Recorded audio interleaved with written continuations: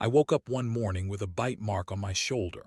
It was small but unmistakable, a crescent-shaped bruise that seemed to glow against my skin in the morning light. At first, I thought nothing of it. I remembered last night, how we had laughed after dinner while watching a movie, curled up on the couch. My wife Tara had been playful, her laughter ringing through the house. But then the mark caught my eye again, and I couldn't shake the strange feeling it stirred within me. Tara and I had been married for 5 years. We were never the perfect couple, but we had a solid foundation. We shared the mundane, bills, grocery shopping, and the occasional date night that often ended up being more about exhaustion than romance. Lately, though, I noticed her drifting. She was less involved in our routine, her phone constantly buzzing with messages that she would quickly dismiss. I brushed it off, blaming work stress and the busy nature of our lives. Yet a small part of me started to suspect there was more to it. That day, I decided to confront her about the bite mark. I didn't want to jump to conclusions, but I had to know if there was something I was missing. I approached her in the kitchen where she was brewing coffee, her focus on the Keurig as if it were the most fascinating thing in the world. "Hey, I noticed this mark on my shoulder," I said, turning to show her. "Did you by any chance bite me last night?" She turned, her expression a mix of surprise and annoyance. "What? No, why would I bite you?" She snapped, her tone sharper than I expected. "You're being ridiculous." I laughed nervously, trying to diffuse the tension. "Just checking. It looks weird, right?" Tara waved her hand dismissively, and I felt a knot tightening in my stomach. The defensive energy radiating from her was unsettling. I let it go for the moment, but her reaction lingered in my mind like an itch I couldn't scratch. Days passed, and the bite mark faded, but my unease only grew.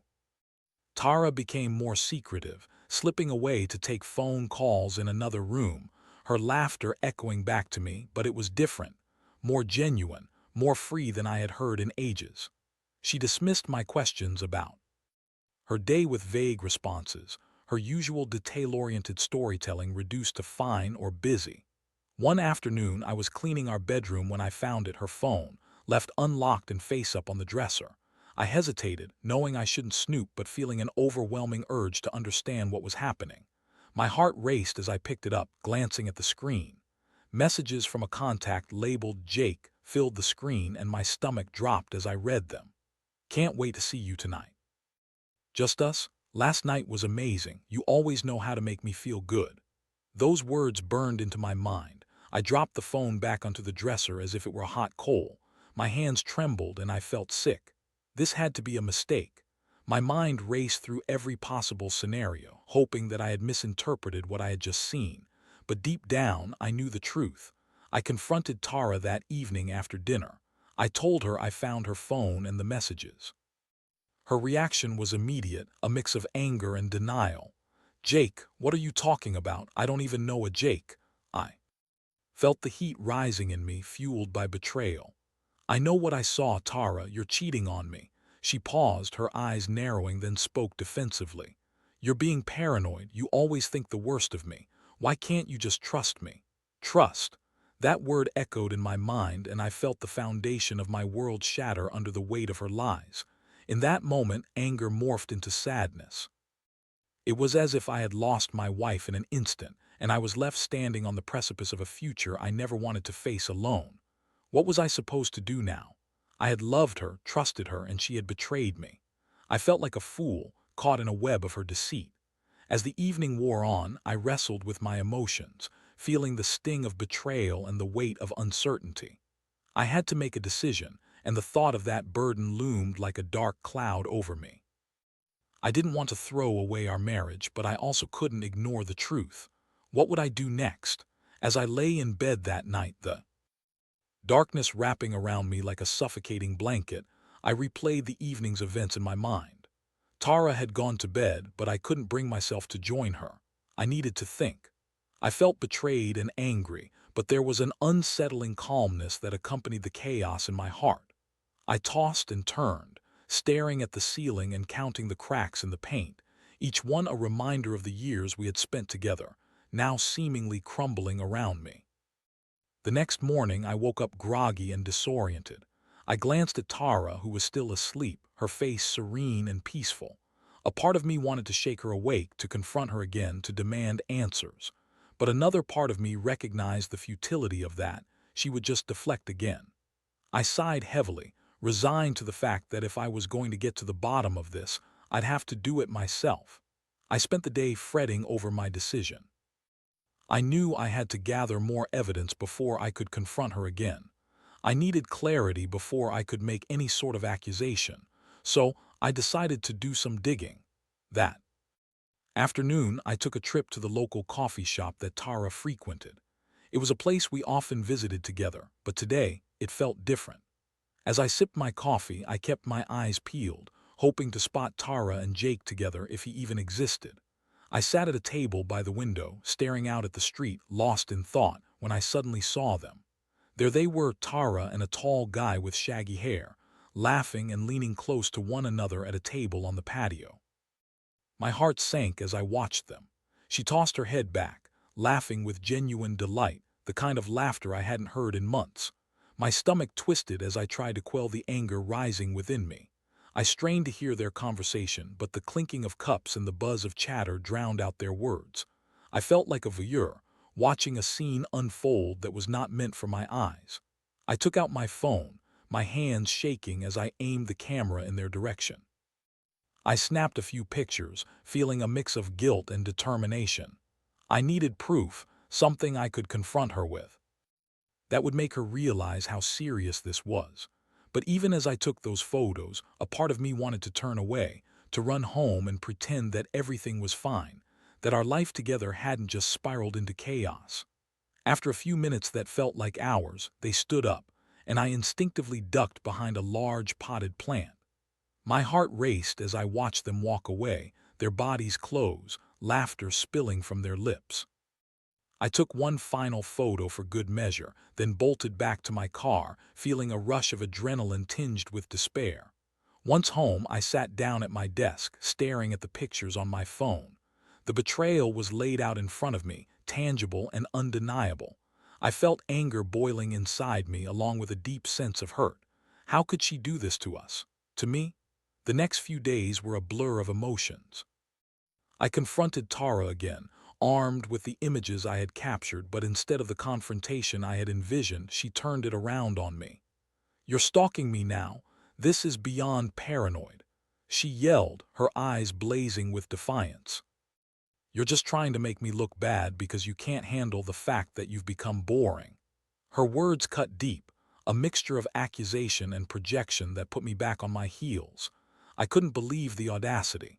I had been the one who was faithful, the one who had invested everything into our marriage.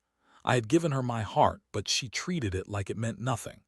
The emotional impact of this betrayal was overwhelming.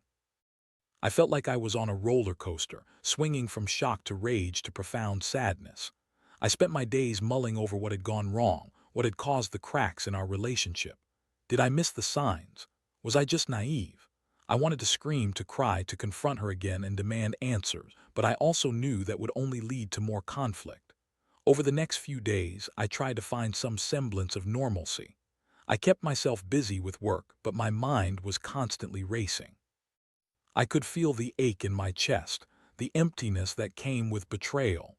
I started to distance myself from Tara, spending more time at the gym and with friends. I needed to think clearly, away from the chaos of our home.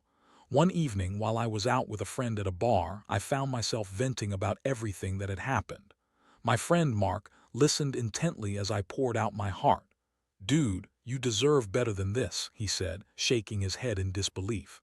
"If she's cheating, you can't just stay quiet about it. You have to protect yourself." His words resonated with me. I realized I had been trying to hold on to something that was slipping through my fingers. The thought of staying in a marriage filled with lies was unbearable. I felt a wave of clarity wash over me. It was time to make a decision. I couldn't just sit idly by while Tara played games with my heart. I needed to confront her, but this time it had to be different. I had to reclaim my power, make my voice heard. The next confrontation would not be about asking questions. I would be laying it all on the table. I returned home that night, my mind made up. I would take control of this situation once and for all. As I lay down, I felt a flicker of hope amidst the darkness. Whatever happened next, I would face it head-on. The following day, I approached Tara with a renewed sense of determination.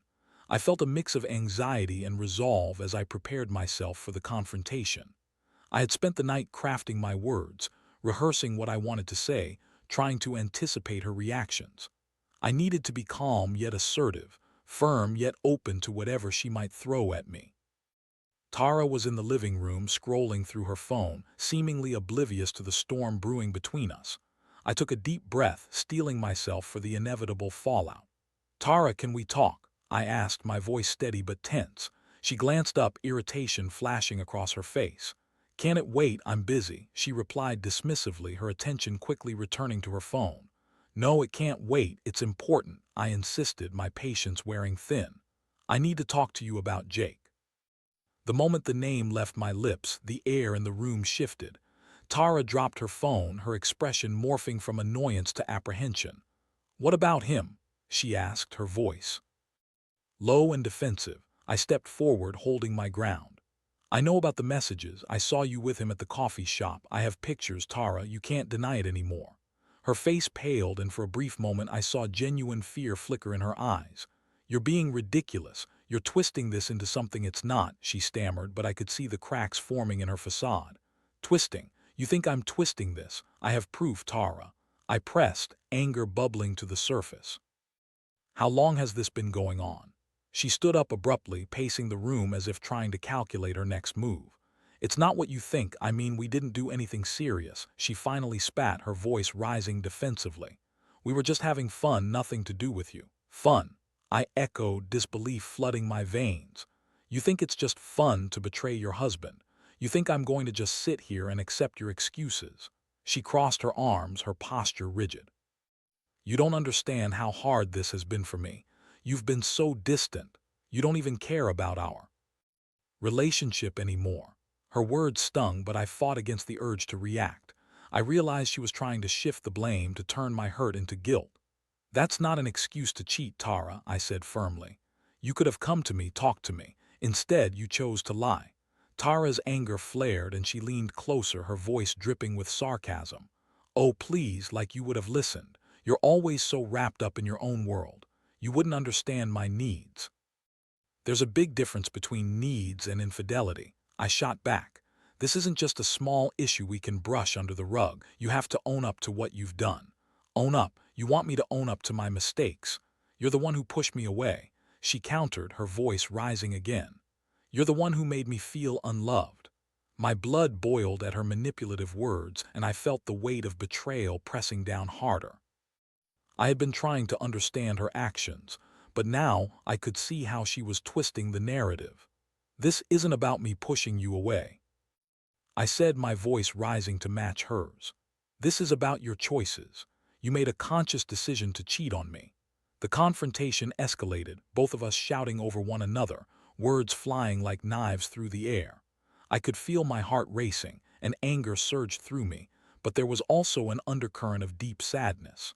The woman I had loved, trusted, and built a life with was unraveling before me, revealing a side I never knew existed. When the shouting finally subsided, we stood in silence, both of us breathing heavily, the tension thick in the air. Tara looked at me, her eyes flashing with anger, but I could also see something else, fear of losing everything. I took a step back, suddenly overwhelmed by the weight of the moment. "Maybe I did take you for granted," I admitted, the sadness creeping into my voice. "But that doesn't justify what you've done. You've destroyed the trust between us, Tara." She opened and closed her mouth, searching for words, but nothing came. Instead, she looked down, her expression shifting from anger to something softer, regret perhaps. "I didn't mean for it to go this far," she whispered, her voice barely audible. "I just wanted to feel alive again." That hit me like a punch to the gut. "So this is how you feel alive, by lying and cheating?" I replied, incredulity lacing my tone. "I don't know," she snapped back, her frustration boiling over. "I made mistakes, okay? I thought I could fix things, but I didn't know how." Her admission hit me hard. I could see the vulnerability beneath her bravado, but vulnerability didn't erase the betrayal. "What's it going to take for you to realize how serious this is, Tara?" I asked, trying to keep my voice steady. "I don't want to lose you," she said, tears brimming in her eyes, "but I don't know how to fix this." "Maybe we need time apart," I suggested, feeling a weight lift as I said it. It wasn't what I wanted to say, but it felt like the most rational decision. "I need to think about what I want, and I can't do that when you're constantly lying to me." Tara's expression crumpled, and she stepped back, the reality of my words sinking in. "You can't be serious," she whispered, anguish lacing her voice. "I am," I replied, feeling a mix of sadness and resolve. "I need space to process this." As I walked away, I felt a strange combination of relief and heartache. I had confronted Tara, but the battle was far from over. The road ahead was uncertain, and I wasn't sure where it would lead. But one thing was clear: I needed to reclaim my life, even if it meant breaking my own heart in the process. The decision to separate hung heavy in the air, and I could feel the tension thickening as I faced the reality of our crumbling marriage. What would this mean for us? Could we find our way back from this? I didn't have the answers, but I knew I had to be strong enough to find them. The days after our confrontation felt surreal. I moved to the spare bedroom, an odd sense of loneliness washing over me as I settled into the unfamiliar space. The bed felt too big and too empty without Tara next to me. I spent my evenings staring at the walls, replaying our arguments in my mind like a broken record. I was overwhelmed by a swirling mix of anger, sadness, and confusion. The weight of betrayal hung over me, heavy and suffocating. During the day, I immersed myself in work, keeping my mind busy. My colleagues noticed my distraction, but I brushed off their concerns with half-hearted smiles and vague excuses. I wasn't ready to open up about my personal life. I felt like I was in a fog, struggling to see clearly through the haze of my emotions. Tara and I had agreed to give each other space, but that didn't mean it was easy. I would hear her moving around the house, and each sound sent a pang of longing through me. I missed the comfort of her presence, the easy banter we used to share. But I also felt a fierce determination to stand my ground. I needed to figure out who I was without her and what our relationship truly meant to me.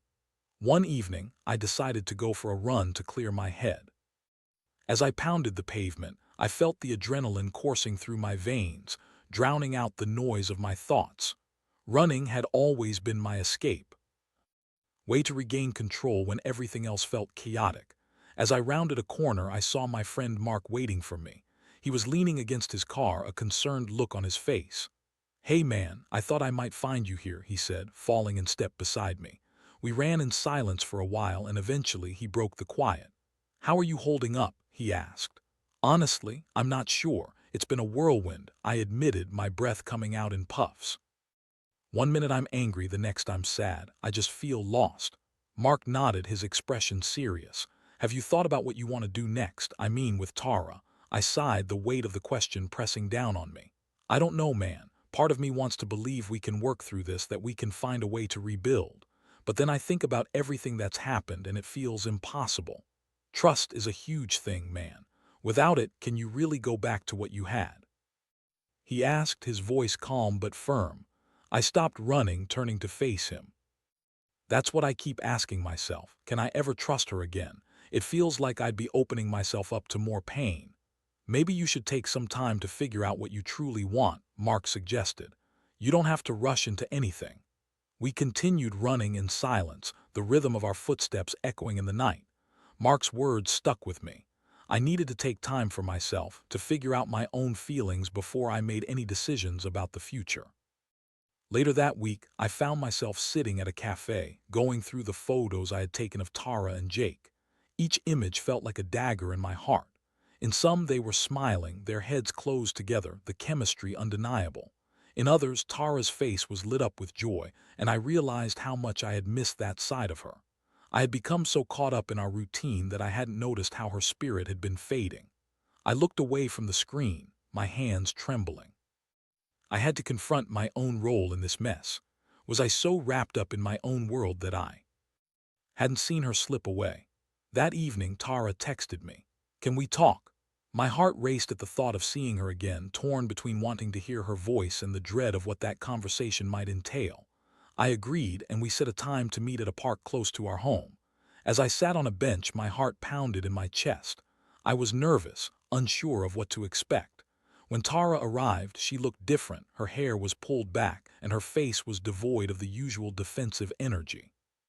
She approached slowly, her eyes downcast as she sat beside me. "I've been doing a lot of thinking," she began, her voice soft and hesitant. "About us, about everything." "Me too," I replied, my tone cautious. "I've been trying to figure out where we go from here." "I know I messed up," she said, her voice trembling. "I took you for granted and I was selfish. I thought I could find excitement outside of our marriage, but I just ended up hurting you." I looked at her, searching for sincerity in her eyes. "And what about Jake? Was it just a fling?" Tara looked away, her expression pained. "It started as something fun, something to escape from my feelings.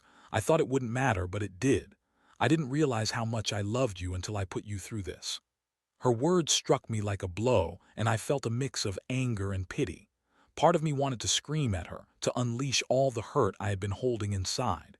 But another part of me recognized the vulnerability in her admission. "Tara, love isn't about chasing excitement.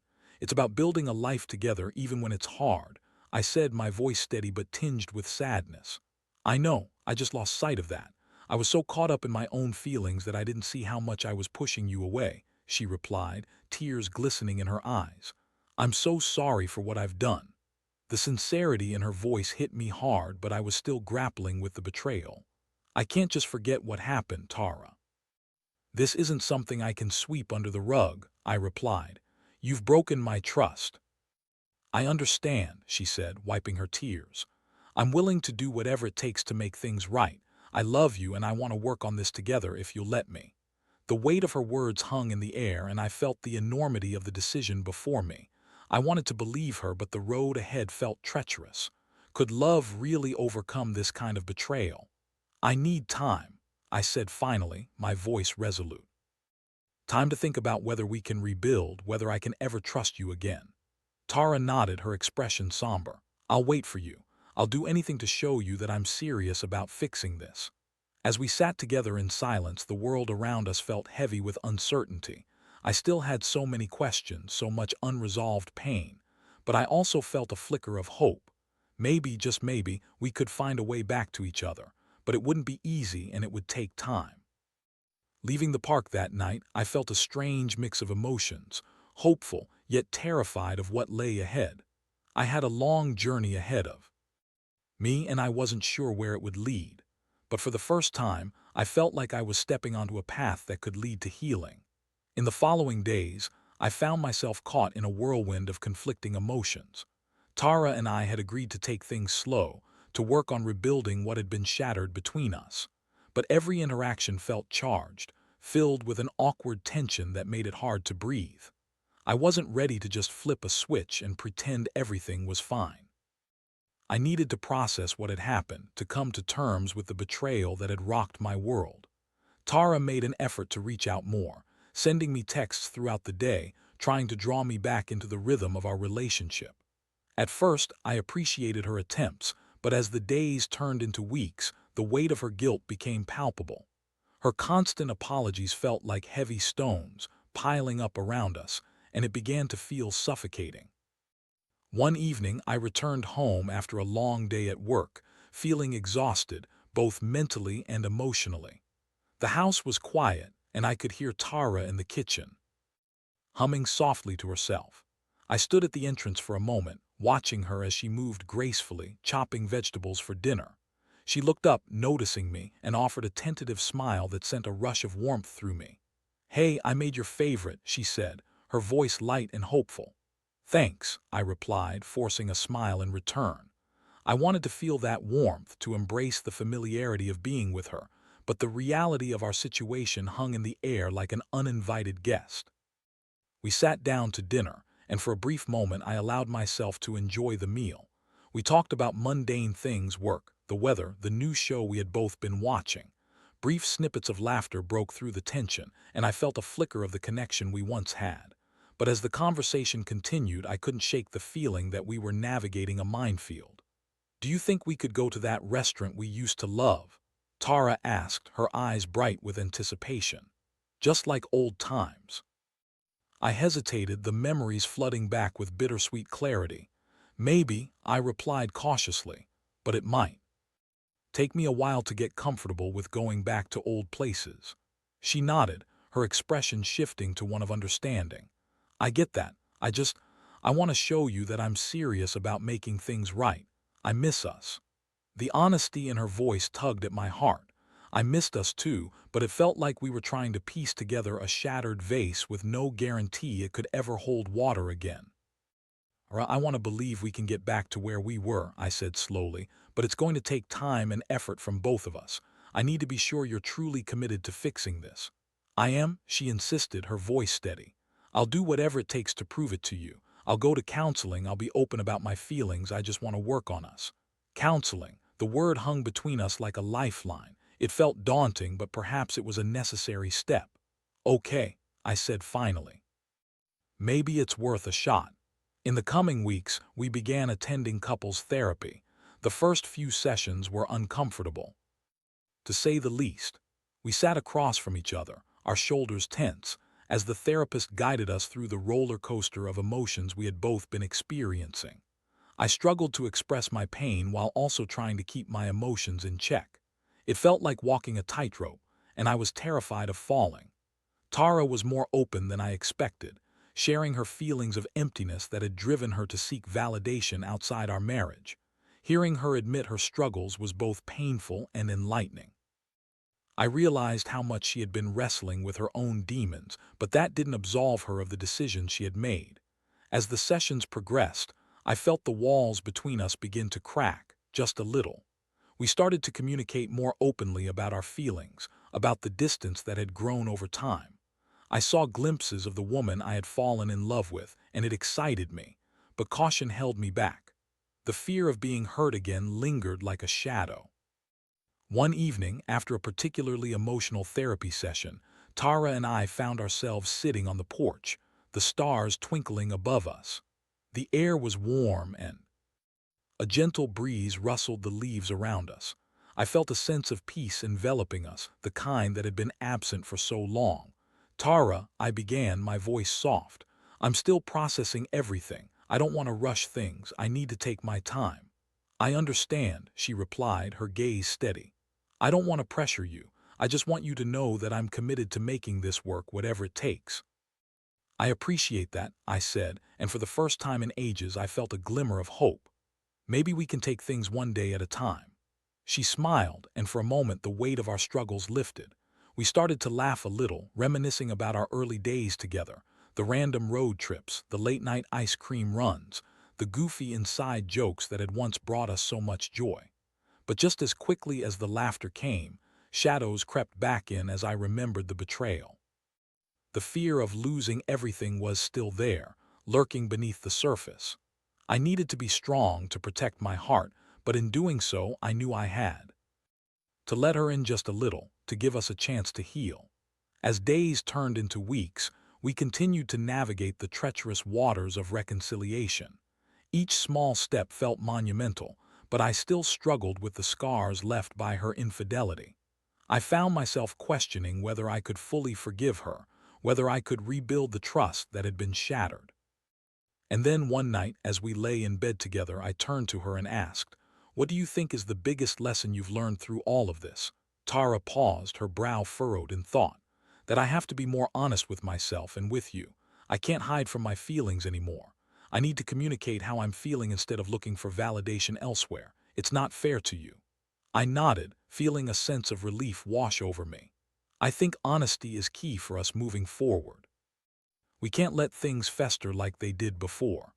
"I want to build a life with you, one that's rooted in openness and trust," she said, her voice steady. "I love you, and I want to show you that I'm committed to being better." "I love you too," I replied, though the words felt heavy with uncertainty. "But it's going to take time." She took my hand, squeezing it gently. "I'm willing to wait. I know I messed up, but I'm ready to fight for us however long it takes." As I lay there, I felt the flicker of hope ignite once again. Maybe we could work through this, but it would be a long journey. I was ready to take that journey, step by cautious step, but I also knew I had to protect my heart along the way. The road ahead was uncertain, but I was determined to see where it would lead us. In the weeks that followed, Tara and I continued to navigate the rocky path of rebuilding our relationship. The therapy sessions became a sacred space where we could express our fears, our frustrations, and yes, our hopes. At first, the sessions felt like a chore, but over time, they grew into a crucial part of our journey. Each week brought new revelations, and as we peeled back the layers of our issues, I found myself slowly beginning to trust her. And one evening, after a particularly emotional session, we decided to take a walk in the nearby park. The air was crisp, and the leaves crunched underfoot as we strolled side by side, the silence between us comfortable rather than strained. I could feel the tension from earlier in our marriage fading, replaced by a tentative sense of unity. Tara, I began, breaking the silence, I've been thinking about how far we've come since everything happened. It's not easy, but I can see us making progress. She smiled, her eyes sparkling in the evening light. I feel it too. I know it's going to take time, but I'm grateful we're willing to put in the work. I don't want to lose you again. I don't want to lose you either, I replied, my heart swelling with emotion. But I have to be honest, I still have moments of doubt. I worry about how fragile our relationship is, how easily it could all come crashing down again. I understand, she said, her voice filled with empathy. I worry about that too.